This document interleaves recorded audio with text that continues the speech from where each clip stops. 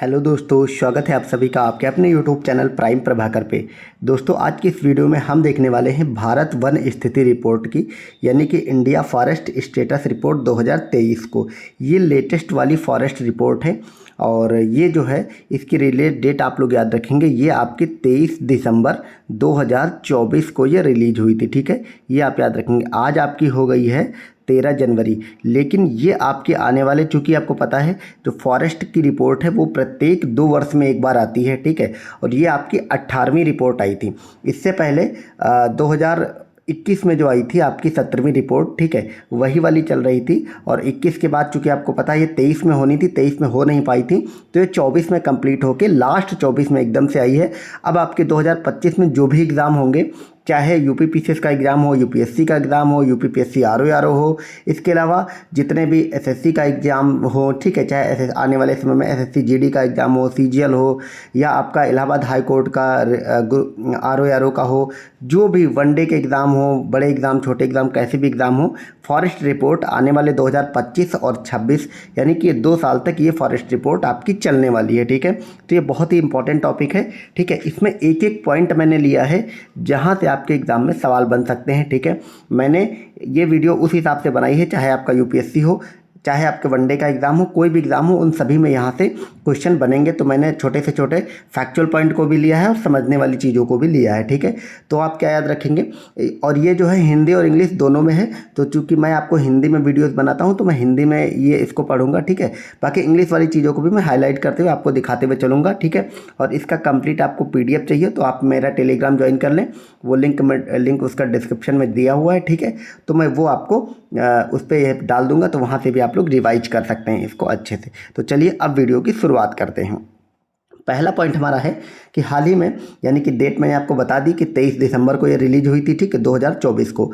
पर्यावरण, वन एवं जलवायु परिवर्तन मंत्री, तो भूपेंद्र यादव ने इसको लॉन्च किया। भूपेंद्र यादव भारत सरकार के कौन है, पर्यावरण मंत्री हैं। तो एक चीज़ ये भी याद रखिएगा, फॉरेस्ट रिपोर्ट पर्यावरण मंत्रालय जारी करता है। ठीक है, और ये जारी कहाँ पे हुई, वन अनुसंधान संस्थान देहरादून में भारत वन स्थिति रिपोर्ट 2023 का विमोचन। मैंने बताया ना 23 वाली रिपोर्ट है, 23 में मतलब हो नहीं पाए थे डेटा कलेक्ट, तो 24 में जारी हुई थी। ठीक है, तो एक क्वेश्चन तो ये भी बन गया कि वन अनुसंधान संस्थान कहाँ है, तो ये आपके देहरादून में स्थित है। ठीक है, और जारी किया भूपेंद्र यादव ने, ये हैं पर्यावरण मंत्री।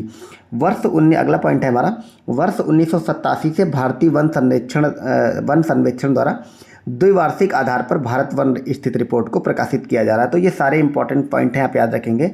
तो ये जो वन वाली रिपोर्ट है, फॉरेस्ट रिपोर्ट है, पहली बात तो कब से जारी हो रही, 1987 में। आपका यूपीपीएससी का जो एग्ज़ाम है या फिर जो आरओ का एग्ज़ाम है उसमें स्टेटमेंट बना दिया जाएगा इस तरह का, ठीक है, कि ये रिपोर्ट 1990 से जारी हुई तो वो गलत हो जाएगा। ठीक है, आपकी ये जो रिपोर्ट है 1987 से लगातार जारी हो रही है और प्रत्येक 2 वर्ष पे जारी होती है। इससे पहले 17वीं रिपोर्ट चल रही थी और ये 18वीं रिपोर्ट है। ये सारा डेटा आप लोग याद रखेंगे। ठीक है, और 2023 इस श्रृंखला की 18वीं रिपोर्ट है, ये भी आप याद रखेंगे, मैंने अभी आपको बताया। अब हम रिपोर्ट में शामिल जानकारी देखते हैं, यानी कि इस रिपोर्ट में क्या क्या चीज़ें ली गई हैं। ठीक है, इसमें आपका वनावरण लिया गया है, यानी कि फॉरेस्ट कवर, आपके देश में ओवरऑल जंगल कितने हैं उनको शामिल किया गया है। वृक्ष आवरण को लिया गया है, ट्री कवर को लिया गया है। ठीक है, तो जैसे जो जंगल वाले वृक्ष होते हैं, जंगल होते हैं उनको, और ट्री जो मतलब सड़कों के किनारे लगे होते हैं, हम सबके खेत वगैरह में जो लगे होते हैं, उन सबको बोलते हैं वृक्षावरण। और कच्छ वनस्पति आवरण, यानी कि जो मैंग्रोव कवर है उसको भी शामिल किया गया है। भारत के वनों में कार्बन स्टॉक को शामिल किया गया है, यानी कि भारत के जो वन हैं वो कितना कार्बन को ऑब्जर्व करते हैं। ठीक है, तो उसको भी इसमें शामिल किया गया। वनाग्नि की घटनाएं शामिल की गई हैं। ठीक है, फॉरेस्ट की जो फायर होती है उसको, और फॉरेस्ट फायर तो वैसे भी इसका डेटा आप लोग याद रखेंगे, बहुत इंपॉर्टेंट है। अभी आपको पता है यूएस के जो लॉस एंजल्स शहर है वहाँ पे आग लग गई है बहुत ज़्यादा। और कृषि वन की, यानी कि एग्रो फॉरेस्ट्री को भी इसमें शामिल किया गया है। तो आपसे अगर अच्छा स्टैंडर्ड का क्वेश्चन बनेगा तो ये पूछ लेंगे कि निम्न में से, ऐसे क्वेश्चन रहेगा कि निम्न में से हाल ही में जारी हुई इंडिया फॉरेस्ट रिपोर्ट में निम्न में से किसे शामिल नहीं किया गया है या किस किस को शामिल किया गया है। तो ये सारी चीज़ें कवर की गई हैं। तो ये 6 के 6 पॉइंट आप लोग याद रखेंगे, इनको शामिल किया गया है। ठीक है, अब हैं वर्तमान आकलन के अनुसार हम देखते हैं, अकॉर्डिंग टू करंट असेसमेंट क्या कहता है। कुल वृक्ष आवरण जो है वन एवं वृक्षावरण ये आपका हो गया है 8,27,357 वर्ग स्क्वायर किलोमीटर, इसको बोलते हैं वर्ग किलोमीटर यानी कि स्क्वायर किलोमीटर। ये डेटा एज इट इज़ आपको रख लेना है 8,23,357, बार बार आप लोग रखते हैं 827,357, 827,357, ऐसे 2-3 बार पढ़ेंगे तो आपको याद हो जाएगा, ठीक है।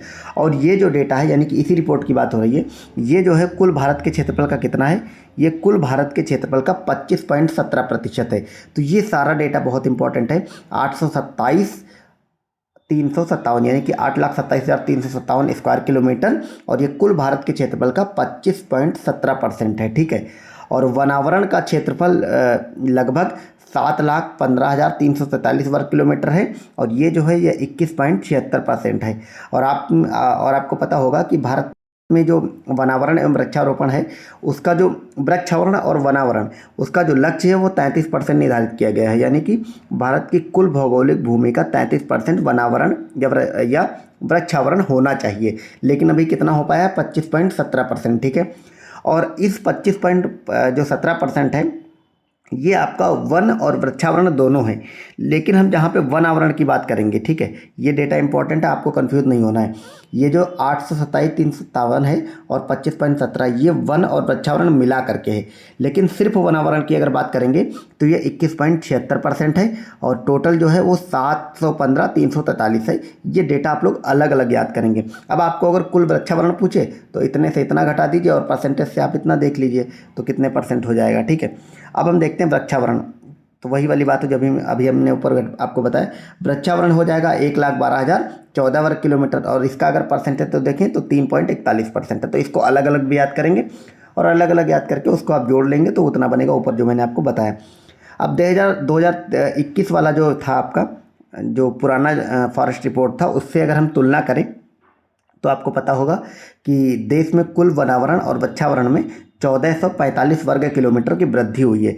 ये बहुत इंपॉर्टेंट है, इस टाइप के सवाल पूछे जाते हैं कि कितने % की वृद्धि हुई है। तो आप याद रखेंगे 21 की तुलना में जो 23 में ये वाली मतलब फॉरेस्ट रिपोर्ट आई है, इसमें 1445 वर्ग किलोमीटर की वृद्धि हुई। और वनावरण की बात करें तो इसमें 156 वर्ग किलोमीटर की वृद्धि हुई है, और वृक्षावरण की बात करें तो इसमें 1289 वर्ग किलोमीटर की बात करें। आपसे और अगर स्टैंडर्ड का सवाल बनाएगा तो वो क्वेश्चन पूछेगा कि दो नई जो फॉरेस्ट रिपोर्ट जारी हुई है, इसमें वनावरण की तुलना में वृक्षावरण में अत्यधिक वृद्धि हुई, ये सही होगा, या फिर इसको कमी लिखा देगा तो वो गलत हो जाएगा, ठीक है। तो आप क्या याद रखेंगे कि वृक्ष ज़्यादा बढ़े हैं, ठीक है, और लेकिन जो वन है वो ज़्यादा नहीं बढ़े हैं, वो मात्र 156 वर्ग किलोमीटर बढ़े हैं।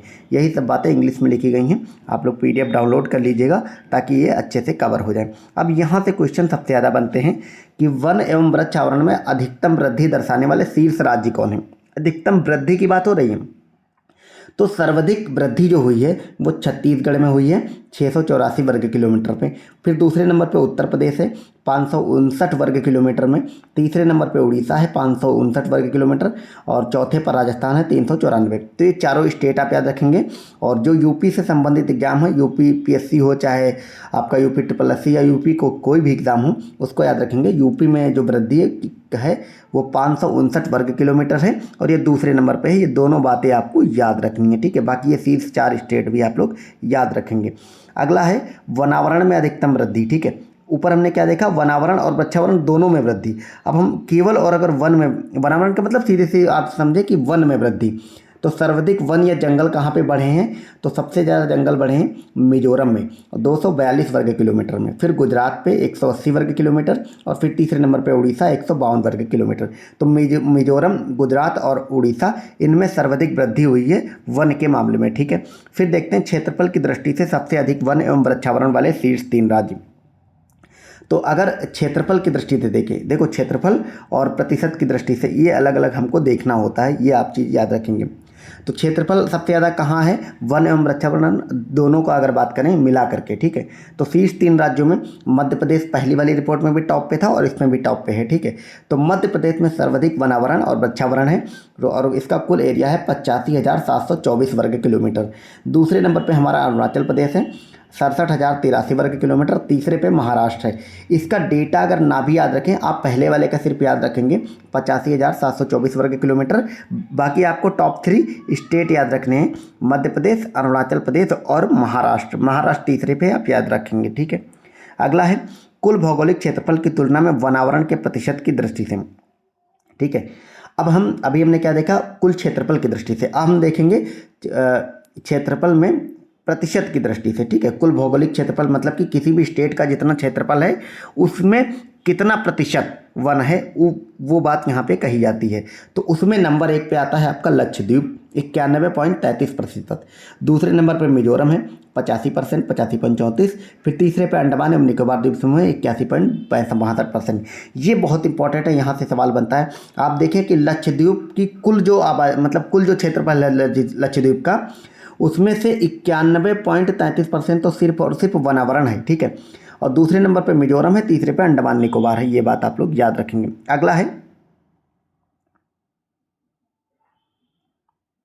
अगला है 19 राज्यों, अगला जो हमारा पॉइंट है, 19 राज्यों और केंद्र शासित क्षेत्रों में 33% से अधिक भौगोलिक क्षेत्र वनावरण के अंतर्गत है। तो चूंकि हमारा लक्ष्य 33% करना है, ठीक है, तो आप याद रखेंगे, आपसे क्वेश्चन पूछ लेगा कि भारत के कितने राज्य और केंद्र शासित प्रदेश में जो 33% लक्ष्य वो प्राप्त किया जा चुका है। तो कुल 19 राज्यों में, आपसे राज्य नहीं पूछेगा क्योंकि इतने ज़्यादा राज्य हैं, ठीक है।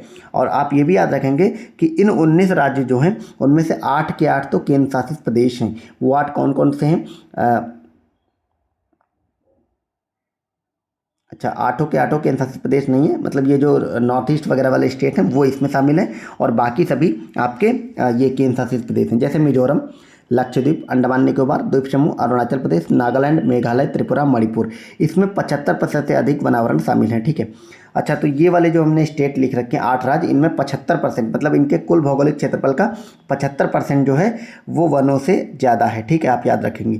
तो ये सारे स्टेट हैं, मतलब आप ऐसे अंदाज़ा लगा लेंगे कि केंद्र शासित प्रदेश हैं और बाकी जो आपके नॉर्थ ईस्ट के स्टेट हैं वहाँ पे 75% से अधिक वन है। अब हम आ गए, हमने आपको भी क्या दिखाया था कि मैंग्रोव या फिर कच्छ जो वनस्पति है उसकी अगर बात करें, ठीक है, तो कुल कच्छ वनस्पति जो है वो 4992 यानी कि 4992 वर्ग किलोमीटर है। ये बहुत इंपॉर्टेंट डेटा है, इसको आप ऐसे ही रट लेंगे। अब हम देश में बांस धारित क्षेत्र की बात करें तो बांस जो लगे होते हैं ना वो 1,54,670 वर्ग किलोमीटर है। तो ये लेटेस्ट मतलब अच्छा डेटा है, ये भी आपसे पूछा जा सकता है। वही बात यहाँ पे इंग्लिश में लिखी गई है। अब वह अगला देखते हैं डेटा कि वर्ष 2021 में किए गए पिछले आकलन की तुलना में बांस क्षेत्र जो है वो 5,227 वर्ग किलोमीटर की इसमें वृद्धि हुई है, ठीक है। इतनी वृद्धि हुई बांस वाली बात करें।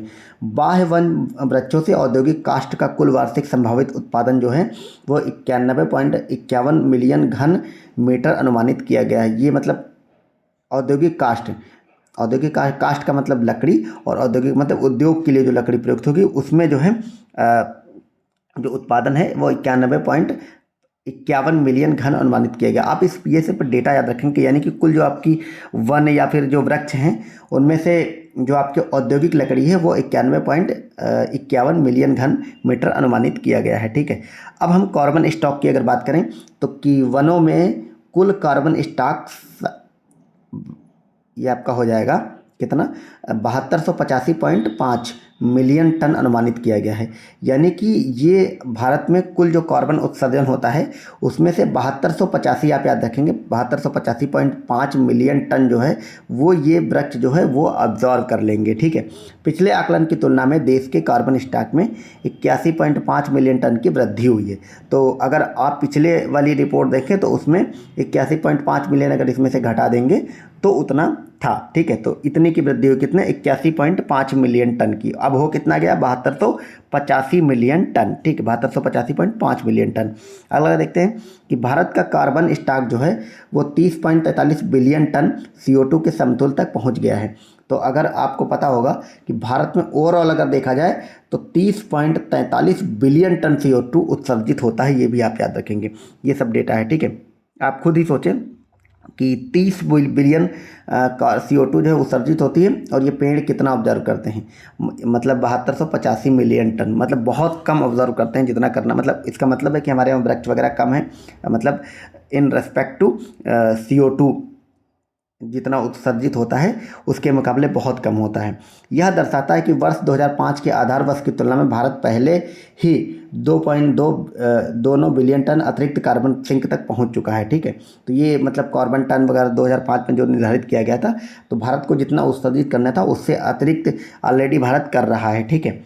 अगला देखते हैं कि जबकि वर्ष 2030 तक 2.5 से 3 बिलियन टन का लक्ष्य रखा गया है। 3 से मतलब 2030 में ऐसा कहा गया कि 2030 तक आप लोग 2.5 से 3 बिलियन टन उत्सर्जित करेंगे, लेकिन भारत में ऑलरेडी इतना हो चुका है 2.29 बिलियन टन। ठीक है, खैर ये तो मतलब इन्वायरमेंट वगैरह वाली चीज़ें हो गई, लेकिन चूंकि इसको शामिल किया गया तो ये बातें मैंने इसमें शामिल कर ली। ठीक है, अब कार्बन स्टॉक की बात करें तो देश का वन कार्बन स्टॉक जो है 7285.5 मिलियन टन अनुमानित है, जो 2021 की तुलना में 81.5 मिलियन टन अधिक है। वही बात जो हमने अभी आपको ऊपर बताई। ठीक है, अब यहाँ पे कुछ मतलब ये डेटा लिया गया है कार्बन स्टॉक वगैरह से रिलेटेड।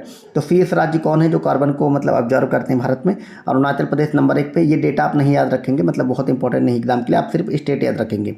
तो कार्बन स्टॉक ऑब्जर्वेशन मतलब एब्जॉर्व के बारे में, ऑब्जर्वेशन नहीं है, एब्जॉर्व के बारे में मामले में जो है वो अरुणाचल प्रदेश शीर्ष पे, दूसरे पे मध्य प्रदेश, तीसरे पे छत्तीसगढ़ और चौथे पे महाराष्ट्र। ठीक है, तो अभी हमने जो ऊपर वन देखे थे आपको पता होगा, तो वनों में सर्वाधिक वन कहाँ थे? मध्य प्रदेश। अरुणाचल प्रदेश दूसरे नंबर पे थे, महाराष्ट्र तीसरे नंबर पे थे। ठीक है, लेकिन और अगर प्रतिशत की बात करें तो उसमें लक्षद्वीप पहले नंबर पे था। ठीक है, लेकिन अगर बात करें कार्बन एब्जॉर्ब के मामले में अरुणाचल प्रदेश नंबर पे 1 पे है और मध्य प्रदेश दूसरे पे आ जाता है, छत्तीसगढ़ तीसरे पे और महाराष्ट्र जो है वो चौथे पे चला जाता है।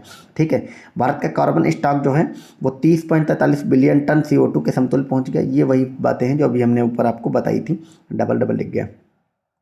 अब यहाँ पे कुछ क्षेत्रीय प्रदर्शन की बात करी गई है इस रिपोर्ट में, उसको हम देख लेते हैं। इसमें वो सारा डेटा कलेक्ट किया गया है जहाँ से आपको एग्जाम में क्वेश्चन बनेंगे कि पश्चिमी घाट पारिस्थितिकी संवेदनशील क्षेत्र जो है वो 60,285.61 वर्ग किलोमीटर में फैला हुआ है, जिसमें से 44,043.99 वर्ग किलोमीटर क्षेत्र वन क्षेत्र के अंतर्गत आता है। तो ये पश्चिमी घाट के बारे में कुछ डेटा है, आप याद रखेंगे। जो हमारा पश्चिमी घाट है आपको पता होगा गुजरात से इधर तमिलनाडु तक जुड़ा हुआ जो है, उसमें उसका जो कुल एरिया है पश्चिमी घाट का वो 60,285 वर्ग किलोमीटर है। और इस 60,285 वर्ग किलोमीटर में 44,043.99, इसको यानी कि आप टोटल मान सकते हैं 44,044 वर्ग किलोमीटर जो है वो सिर्फ और सिर्फ वन क्षेत्र है।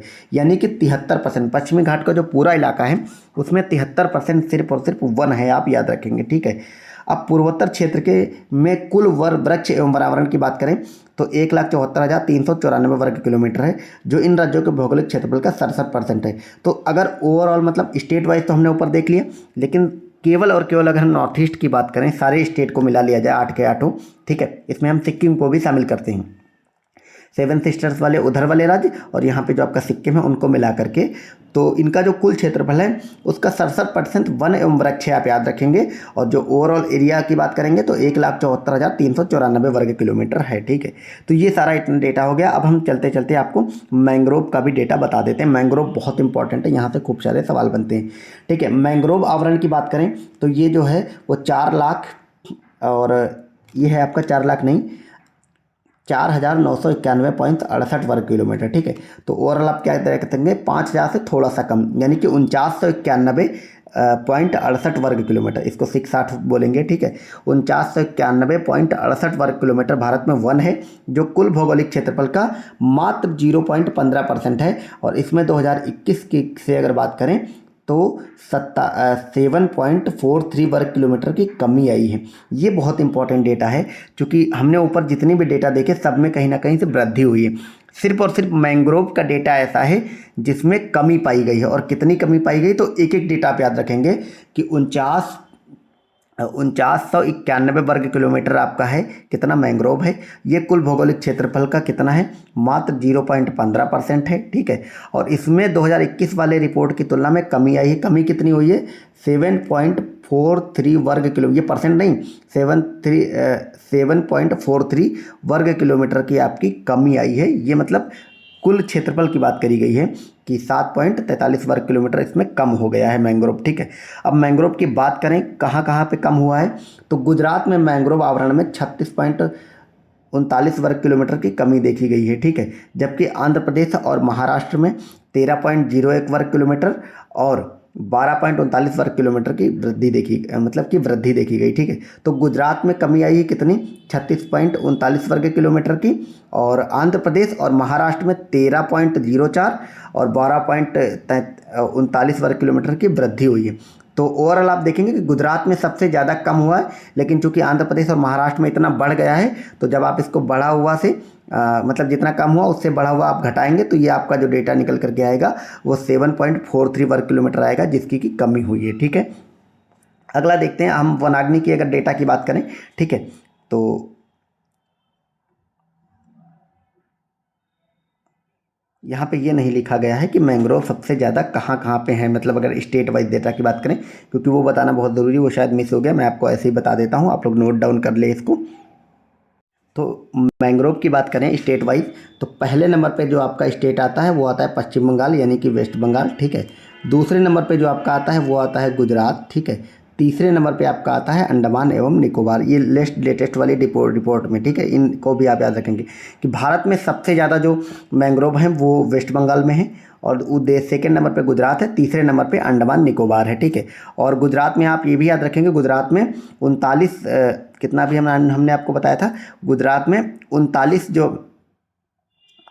39 वर्ग किलोमीटर की कमी आई है मैंग्रोव में। ठीक है, लेकिन इसमें आपके महाराष्ट्र में और आंध्र प्रदेश में वृद्धि हो गई है। ठीक है, तो 39 नहीं बल्कि 36.39 वर्ग किलोमीटर की कमी हो गई किसमें, गुजरात में। फिर भी गुजरात सेकेंड नंबर पे है। अब हम वनाग्नि वाली बात देख लेते हैं, क्योंकि वनाग्नि को भी इसमें शामिल किया गया है। तो सीजन में सबसे अधिक आग की घटनाओं वाले जो 30 स्टेट हैं, सिर्फ आप इतना याद रखेंगे, उत्तराखंड, उड़ीसा और छत्तीसगढ़। इससे ज़्यादा और कुछ नहीं पूछा जाएगा। यानी कि आपसे पूछेगा सबसे ज़्यादा वनाग्नि की घटनाएं कहाँ होती हैं, या फिर टॉप 3 वनाग्नि वाले स्टेट को लगाने को दे देगा सीरीज में। तो आप याद रखेंगे सबसे ज़्यादा घटनाएं होती उत्तराखंड में, सेकेंड पे उड़ीसा और तीसरे पे छत्तीसगढ़। तो यहाँ पर हमारी एक कंप्लीट हो गई। ठीक है, हमारी जो लेटेस्ट वाली वन रिपोर्ट थी, इसको भारत वन स्थिति रिपोर्ट बोलते 2023 वाली, वो कवर हो गई है। अब आप इसको अच्छे से कर लें, बार बार रिवाइज करें, ये सारा डेटा रिवाइज करें। वैसे तो आपकी रिपोर्ट बहुत सारे पन्नों में होती है और हर स्टेट की अलग अलग होती है, तो जिस भी आप एग्ज़ाम का दे पाएँ, मतलब ये तो पूरी आपकी सेंट्रल वाली हो गई राष्ट्रीय वन रिपोर्ट। ठीक है, जब आप किसी भी स्टेट विशेष का एग्ज़ाम देंगे, जैसे यूपी पीसीएस वाले मतलब बीपीएससी वाले बिहार की रिपोर्ट अलग से पढ़ेंगे, यूपी पीएससी वाले यूपी की अलग से पढ़ेंगे, यूपी ट्रिपल एससी वाले भी यूपी के पढ़ेंगे, तो मैं आपको बिहार की, यूपी की अलग अलग वीडियो बना करके उनकी अलग से करा दूंगा। ठीक है, ये आपकी नेशनल वाली हो गई। हालांकि आपके एग्जाम में सबसे ज़्यादा सवाल इसी नेशनल वाली रिपोर्ट से बनते हैं, क्योंकि इस बार इन वनाग्नि को, कार्बन स्टॉक वगैरह डेटा को शामिल किया गया, तो यहाँ से भी क्वेश्चन बनेंगे।